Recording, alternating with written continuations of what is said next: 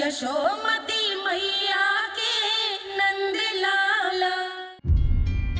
यशोदा ने और नंद महाराज ने बहुत प्रार्थनाएं की है प्रभु से। प्रभु के आशीर्वाद से ही तो गोकुल को मिला है ये। प्रभु इसे कुछ होने दे सकते हैं क्या? पर राक्षसी इसे अपने साथ लेकर गई थी, तो इसकी शुद्धि करनी पड़ेगी। शुद्धि? और राक्षसी के तन को अग्नि में डालना होगा। आत्मा कितना भी बुरा कर्म क्यों ना कर ले, परमात्मा यही चाहते हैं कि हम अपना कर्तव्य निभाएं। जो तन त्याग चुके हैं उनका अंतिम संस्कार करना जीवित व्यक्तियों का ही कर्तव्य है। बहन योगमाया, एक बार फिर से बचा लिया तुमने।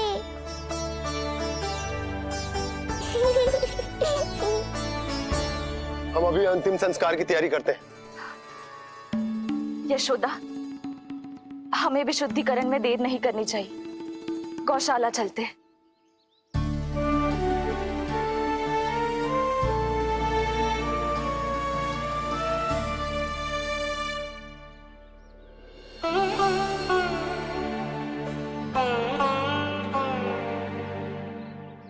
इसका तन बहुत विशाल है, इसके शरीर को खंडित करना होगा, अनेक चिताएं जलानी होगी। आओ सब मिलकर हाथ लगाओ।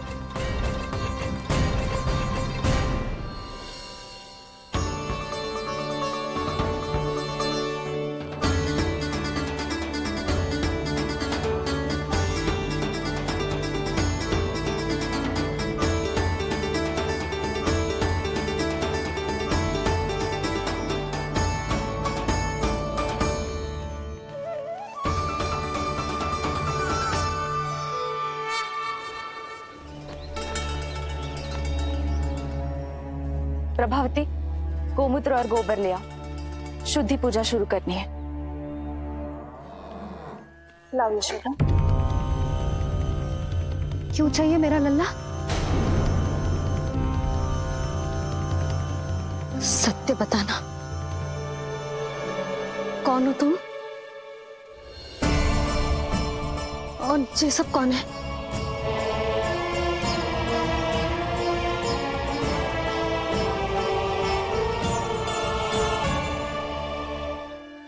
यशोदा, मैं रोहिणी जिज्जी और ये सब गोपियां तुम्हारी सखियां।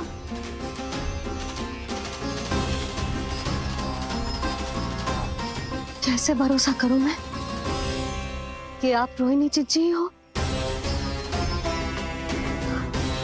और ये सब मेरी सखियां ही हैं।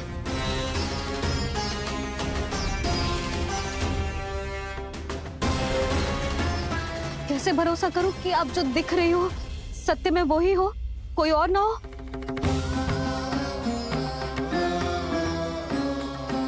मेरे घर जो आई थी साक्षात देवी का रूप थी, किंतु वो चुड़ैल निकली, राक्षसी।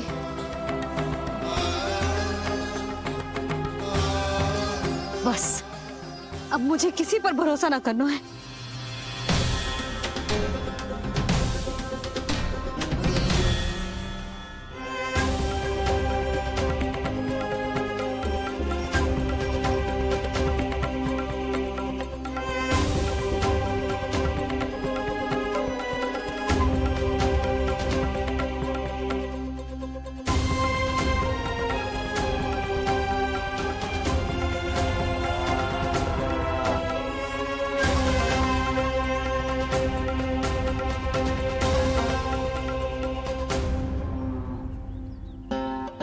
नारायण की बहुत बहुत कृपा, हमारे लल्ला को कुछ ना हो।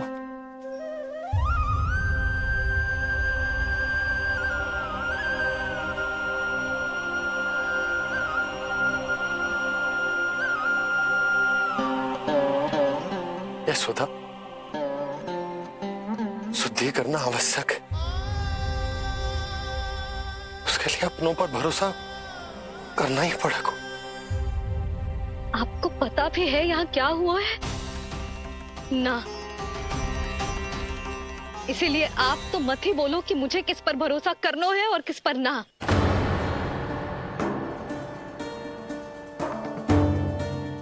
आप ना थे यहाँ, आपने ना देखा कैसे वो राक्षसी देवी के रूप में आओ और माँ के आंखों में धूल झोंक गई।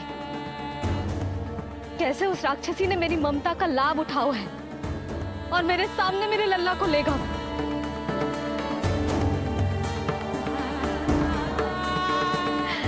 ये सब आपने ना देखा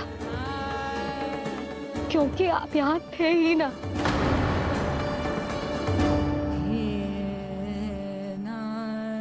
मैंने कही थी ना,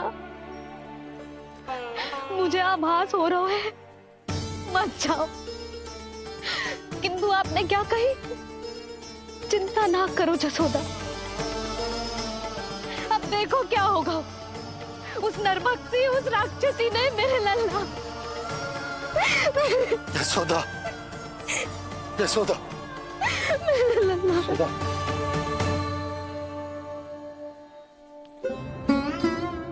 यशोदा, नारायण की कृपा से कुछ नहीं हुआ है तुम्हारे लल्ला को। समझने का प्रयास करो। वही तो कर रही हूँ जीजी, समझने का प्रयास। बुद्धि भ्रष्ट हो गई थी मेरी कि एक अनजान पे भरोसा कर लो मैंने। एक माँ होके भी मैं सत्य ना देख पाई। किंतु आप, तुम सब स्वयं को सखिया बताती हो ना मेरी, तुम सबने भी ना देखी। एक बार भी मुझे सचेत ना किया उस राक्षसी के बारे में। यदि कुछ हो जाता मेरे लल्ला को तो कहाँ जाती, क्या करती, किसको दोष देती?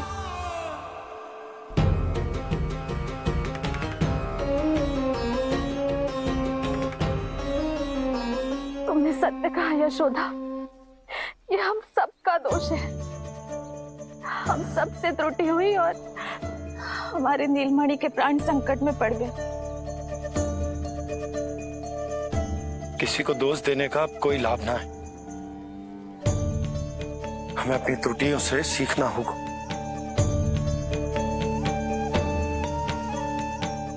एक भूल हम पहले ही कर चुके, शुद्धि ना करके दूसरी भूल ना करेंगे यशोदा।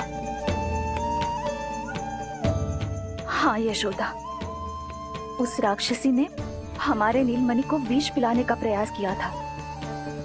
नारायण की कृपा से अब हमारा लल्ला ठीक है, किंतु उसके स्वास्थ्य के लिए शुद्धि पूजा करनी ही होगी।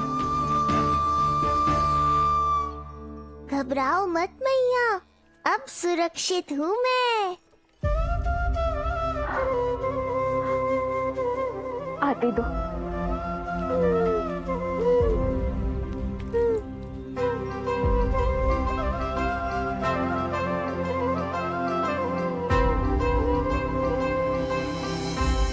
बहू के लिए इस घटना से उबरना आसान ना होगा।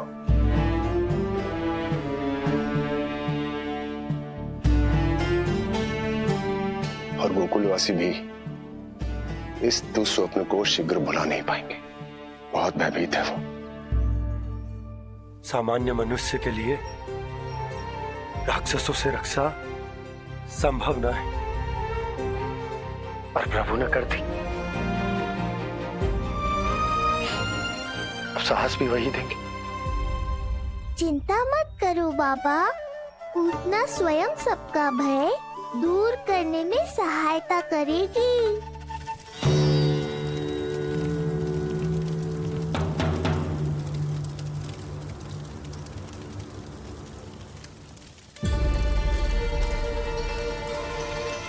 ये सुगंध कैसी है?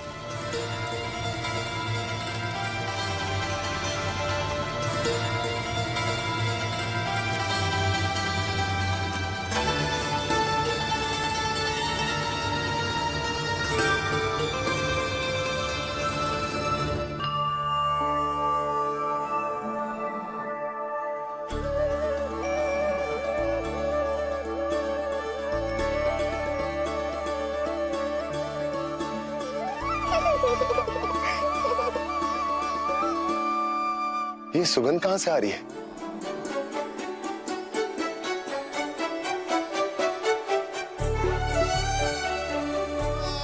मन में जैसे शांति की लहर सी पैदा कर रही है।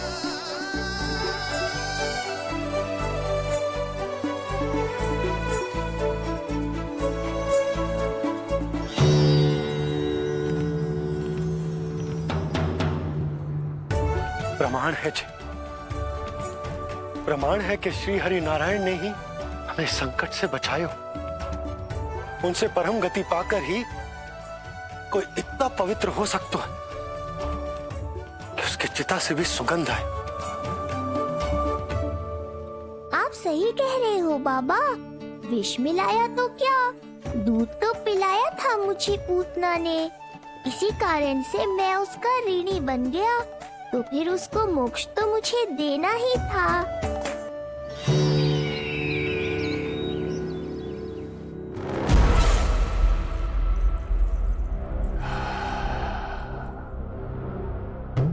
ये कोई साधारण सुगंध नहीं,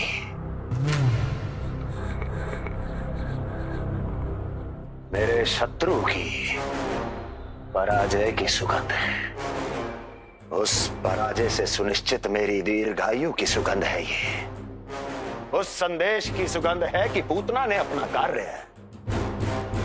संपन्न किया।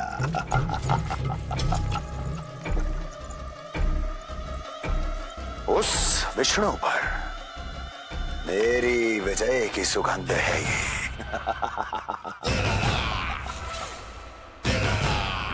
क्षमा चाहती हूँ महाराज,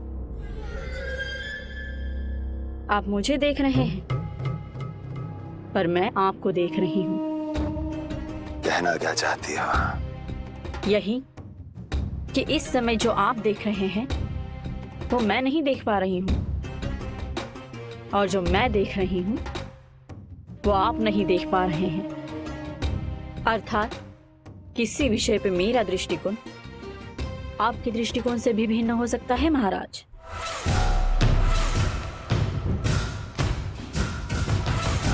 पहेलियां बुझाना बंद करो, सीधा सीधा कहो, क्या चल रहा है तुम्हारे मन में? जब तक मैं अपने नेत्रों से प्रमाण नहीं देखूंगी तब तक मैं नहीं मानूंगी कि ये सुगंध आपके विजय की है या पराजय की।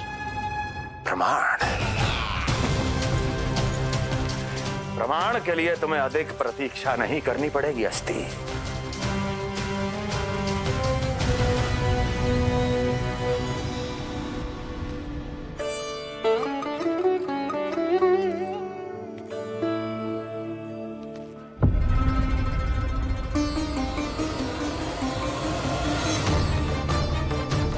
वसुदेव जी ने भेजा है मुझे आपके नीलमणि को दूध पिलाने के लिए।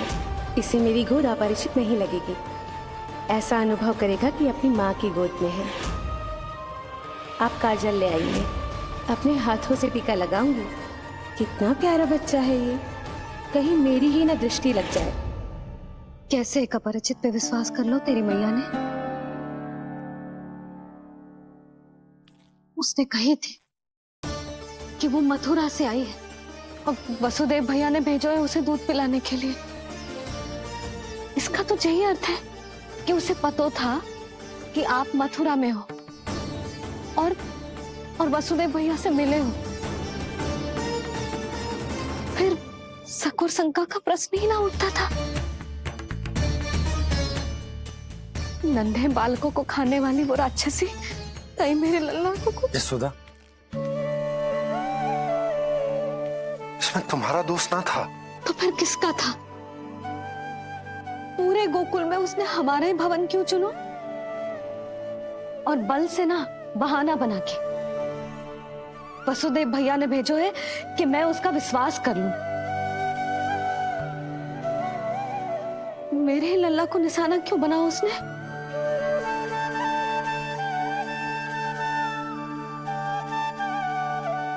कंस क्रोध में अपना मानसिक संतुलन खो बैठा है। पूतना नाम की अत्यंत भयानक राक्षसी को उन सभी बालकों की हत्या करने का आदेश दिया है जिनका जन्म पिछले 10 दिनों में हुआ है। बोलिए, मेरे लल्ला ने क्या बिगाड़ो था उसका? हाँ, क्या शत्रुता थी उसकी मेरे लल्ला से? वसुदेव भैया और देवकी भाभी ने जो कही थी वो मुझे यशोदा को बताना चाहिए कि ना?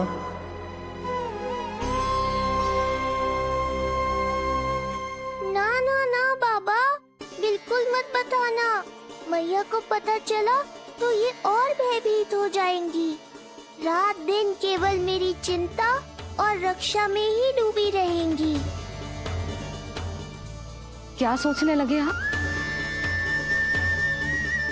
अवश्य ही आपको कुछ पता है जो आप बता ना रहे। बताइए, बताइए ना। आज तक कुछ ना छुपाया मैंने इससे, फिर आज कैसे? ना ना, मुझे बताना ही चाहिए। लो कर लो बात। अभी अभी तो पूतना के आघात से मैया बाहर आई है, आप फिर एक नया झटका देना चाहते हो? ऐसा मत करो बाबा।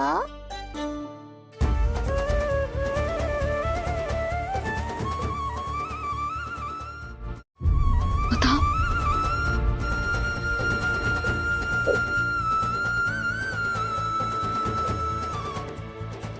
आज जब मैं कंस से मिलो तो उसने अच्छे से मेरा स्वागत करो। अब मुझे ही कुछ करना पड़ेगा।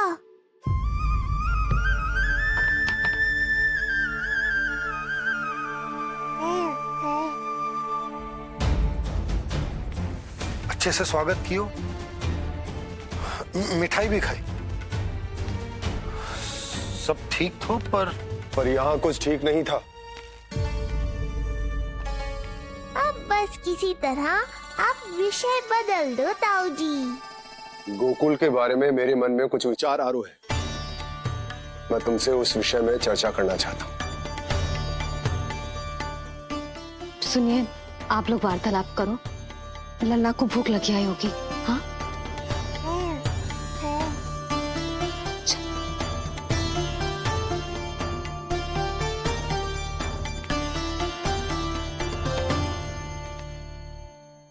पता नहीं क्यों, पर ऐसा लगता है कि छोटी छोटी आटों पर कि कोई है अब भी हमारे आसपास। कोई है जो हमारे इस नंद भवन पे अपनी बुरी दृष्टि अभी भी गड़ाए हुए है। संकट अभी समाप्त ना हुआ है भैया। अब तक तो उसे पता चल गया होगा कि पूतना सफल रही। किसे? कंस को। पूतना शुभ समाचार लाती ही होगी। महाराज की जय हो।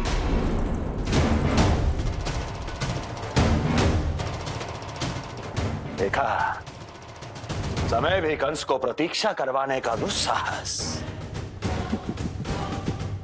नहीं करता। भीतर ले आओ उसे।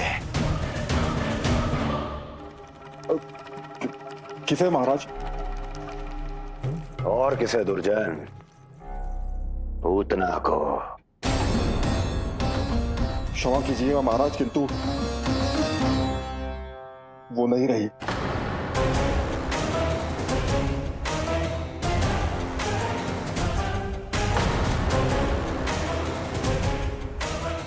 क्या क्या कहा तुमने? पूतना मृत्यु को प्राप्त हो चुकी है। पूतना मृत्यु को प्राप्त हो चुकी है।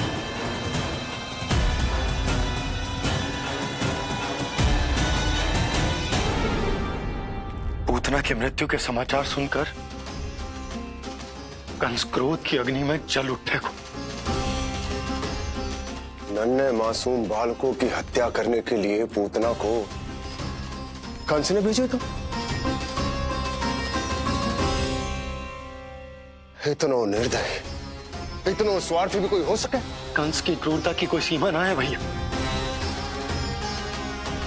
इसलिए मुझे तो भय लग रहा है कि पता नहीं कंस आगे क्या करेगा, क्योंकि पूतना की मृत्यु हमारे लल्ला को हमारे भवन में मारने के प्रयास के कारण हुई थी।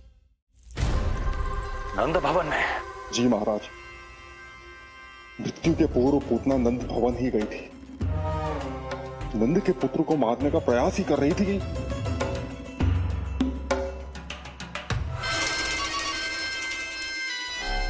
मुझे पुत्र हुआ। कब हुआ तुम्हारे पुत्र का जन्म? बस 7 दिन का हो गया महाराज हमारा लल्ला।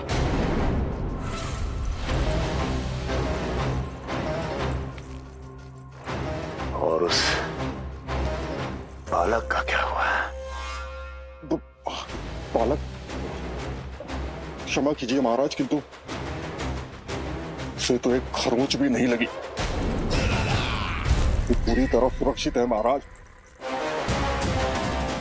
किंतु एक बात और है महाराज, हम जब कई समय से रानी रोहिणी को ढूंढ रहे थे ना, यहां से भागने के पश्चात उन्होंने गोकुल में आश्रय लिया है और उनका 1 वर्ष का पुत्र भी है। पूतना मारी गई नंद के यहाँ। रोहिणी कहाँ है? नंद के यहाँ। नंद का रहस्य तो गहराता ही जा रहा है महाराज। नंद का रहस्य तो गहराता ही जा रहा है महाराज। नंद का रहस्य तो गहराता ही जा रहा है महाराज।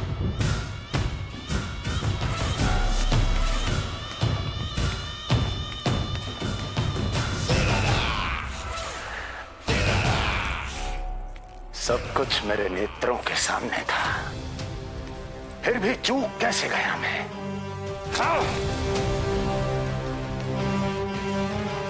पहले ही समझ जाना चाहिए था। यदि वसुदेव किसी पर स्वयं से अधिक विश्वास कर सकता है तो वो नंद ही है। तो क्या वसुदेव और देवकी ने नंद के साथ मिलकर आपके विरुद्ध कोई षड्यंत्र किया है? कहीं ऐसा तो नहीं कि उस बंदी गृह में कुछ ऐसा हुआ हो जो आपकी जानकारी के बाहर हो महाराज। मुझे तो लगता है महाराज कि आपकी बहन और आपके बहनोई दोनों ही आपके शत्रु विष्णु के साथ मिले हुए हैं। प्रारंभ से ही मुझे मूर्ख बनाया दोनों ने। मैंने तो उन्हें जीवन दान दिया, और क्या किया उन्होंने मेरे साथ? धोखा।